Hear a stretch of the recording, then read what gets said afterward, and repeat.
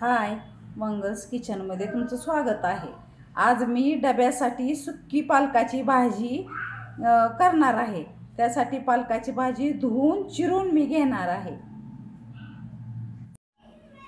आता ही पालकाची भाजी मी निवडून घेतलेली आहे। आता स्वच्छ धुवून मी चिरून घेणार आहे। सुक्की पालकाची भाजी करण्यासाठी मी हे 2 बटाटे, कांदे आणि हे कूट आणि 4 हिरव्या मिरच्या। जास्त तिखट नाही आवडत तर तिखट नाही करायचं, मुलांच्या डब्याला द्यायचं आहे ना, त्यामुळे तिखट आवडत असलं तर तुम्ही तिखट घालू शकता। आणि तेच कांदे, बटाटे आणि हिरव्या मिरच्या 4-5 मी हे चिरून घेतले आणि पालक स्वच्छ धुवून चिरून घेतली। आता मी फोडणीला देते। आता मी पालकाची सुक्की भाजी फोडणीला टाकते। जिरे, मोहरी,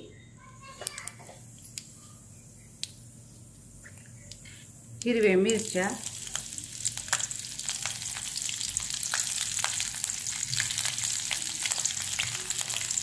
कांदा,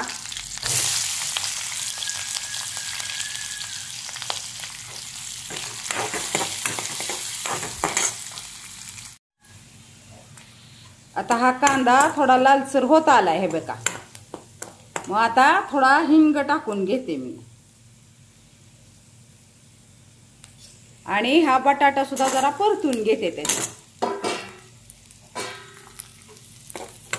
भाजी ह्याच्यात पाणी घालण्याची गरज लागत नाही, पालकाच्या भाजीमुळेच हा बटाटा पण शिजतो छान। आता मी हळद घालून घेते। भाजी करताना कॉमेडी करता येते हो, पण काय विसरलं म्हणजे कसं व्हायचं, मग सगळं व्यवस्थित सांगायला लागतं ना भाजी करताना। आता मी पालकाची भाजी ह्याच्यात टाकून घेते।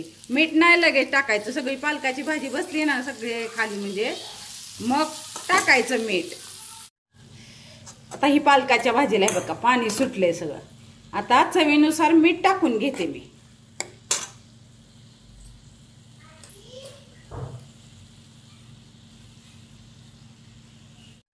आता मी हे कूट टाकून घेते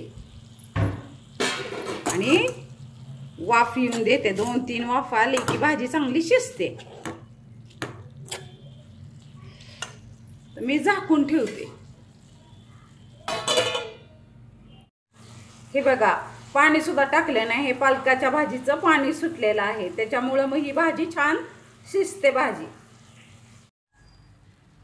छान शिजली। आता ही पालकाची भाजी बघा, हे बघा छान शिजली। अशी तुम्ही मुलांच्या डब्यासाठी पालकाची भाजी करू शकता। तुम्हाला आवडली असली तर लाईक करा, शेअर करा, सबस्क्राईब करा।